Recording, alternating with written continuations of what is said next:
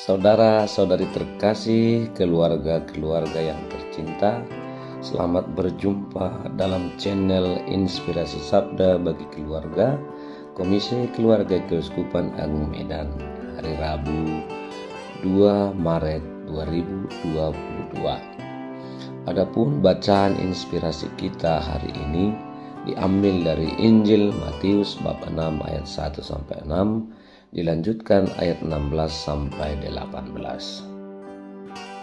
Dalam khotbah di bukit, Yesus bersabda kepada murid-muridnya, "Hati-hatilah, jangan sampai melakukan kewajiban agamamu di hadapan orang supaya dilihat.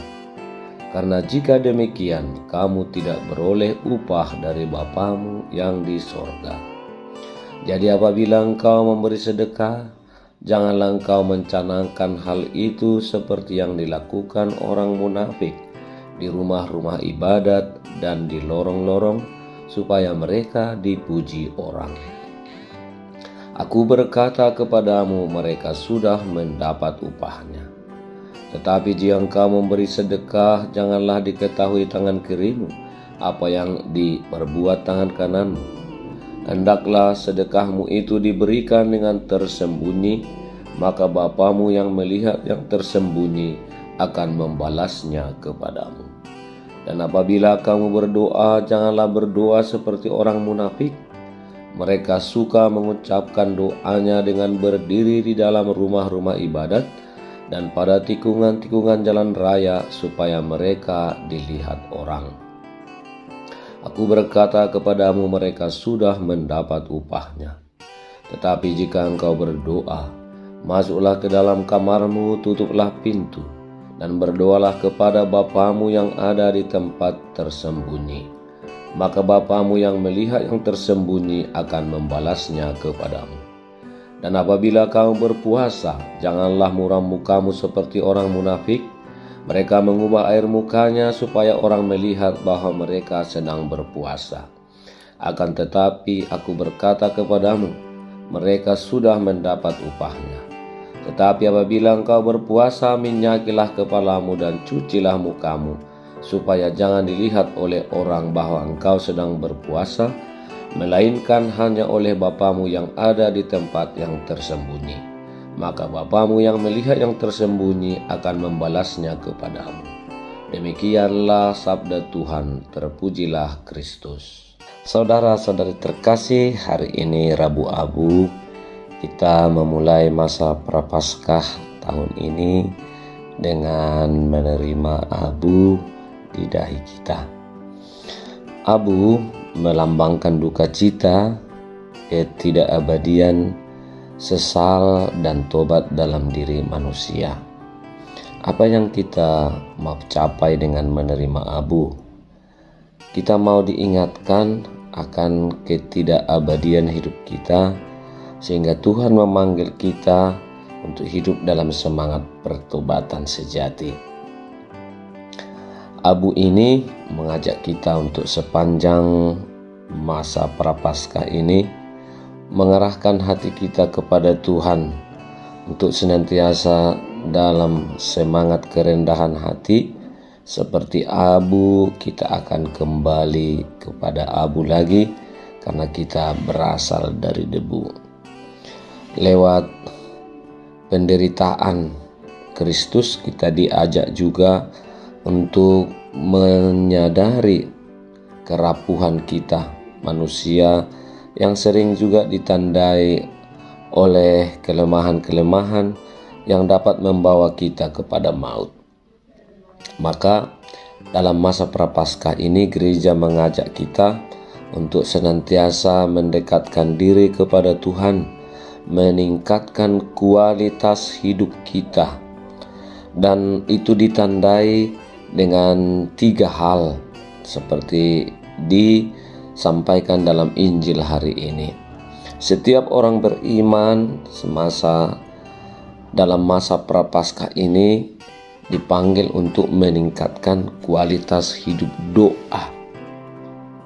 Pada masa-masa inilah kita menjalin relasi yang semakin akrab dengan Tuhan, baik dari segi jumlah doa-doa yang kita sampaikan kepada Tuhan, kualitasnya maupun motivasi yang ada dalam diri kita.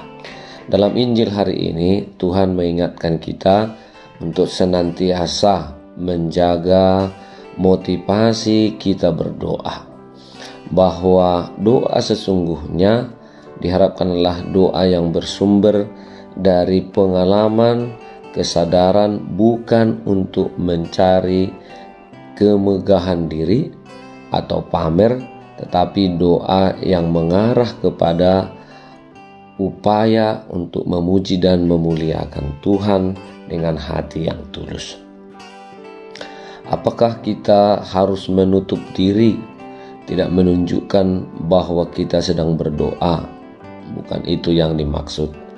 Doa orang Kristen adalah doa yang juga harus bisa dilihat dan dinikmati orang, tetapi jangan menjadi sarana untuk meninggikan, menyombongkan, dan memamerkan doa. Nah, hal kedua yang ditekankan pada hari ini adalah berpantang dan berpuasa. Pantang dan puasa selama masa Prapaskah sudah ditetapkan oleh gereja menjadi sarana dan jalan bagi kita untuk mencapai hidup yang lebih baik, hidup yang lebih murni, hidup yang lebih berkenan kepada Tuhan. Dalam berpantang dan berpuasa ini pun Tuhan juga mengawaskan kita, kecenderungan kita supaya dilihat orang begitu besar. Karena itu akan menjadi sia-sialah pantang dan puasa kita bila itu motivasinya supaya dipuji orang, atau kita pura-pura dengan sikap menunjukkan wajah yang berpuasa supaya orang memuji, orang mengagungkan kita. Puasa yang benar, pantang yang benar ialah puasa dan pantang yang tujuannya untuk membuat diri kita menjadi lebih dekat dengan Tuhan. Kita bisa menahan diri dengan motivasi supaya hidup kita semakin berkualitas. Dan hal ketiga yang ditekankan adalah mengenai beramal kasih kepada sesama. Doa dan puasa serta pantang yang benar harus juga mengarah kepada semangat cinta kasih kepada orang-orang yang membutuhkan. Dalam masa Prapaskah inilah kita dipanggil oleh gereja untuk berani mengulurkan tangan dari hasil pertobatan, pantang dan puasa yang kita lakukan, supaya dengan demikian cinta kita semakin berkobar kepada sesama dan semakin banyaklah orang menderita yang tertolong karena perbuatan amal kasih dan doa-doa kita. Semoga saudara-saudari terkasih, dengan memasuki masa Prapaskah hari ini, kita semakin menyadari tanggung jawab dan tugas kita selama masa Prapaskah ini. Mari kita bangun hal ini terutama di tengah-tengah keluarga kita. Kita tingkatkanlah doa yang benar, doa yang tulus, doa yang sungguh-sungguh, doa yang berkenan kepada Tuhan, doa yang di dalamnya nama Tuhan diagungkan. Lalu hal kedua, sehingga kiranya dalam masa Prapaskah ini keluarga-keluarga Katolik juga tekun melaksanakan apa yang sudah ditetapkan oleh gereja dengan berpantang dan berpuasa. Bisa kita ikuti melalui ibadat-ibadat jalan salib, melalui aksi puasa pembangunan yang kita kumpulkan, pergi ke tempat-tempat orang-orang kecil miskin di pinggiran seperti panti asuhan, ataupun orang-orang di pinggir jalan yang lapar dan haus membutuhkan uluran tangan. Dan dalam masa Prapaskah ini kita diajak untuk beramal kasih bukan hanya kepada mereka yang berbuat kasih kepada kita, tetapi terutama kepada mereka yang sangat membutuhkan. Inilah kesempatan di mana kita menabung cinta kita kepada sesama. Dan akhirnya saudara-saudari, semoga di tengah-tengah keluarga kita di masa Prapaskah ini, retret panjang hidup rohani kita semakin subur, semakin bertumbuh dan berkembang. Dan akhirnya ketika kita memasuki masa Paskah, kita sudah bangkit bersama Kristus yang telah mengalahkan kejahatan dan kematian serta dosa. Selamat memasuki masa Prapaskah, Tuhan memberkati. Keluarga tanda cinta, tanda rahmat di dunia. Keluarga gereja kecil, hadirkan cinta Tuhan. Selamat memasuki masa Prapaskah. Tuhan memberkati.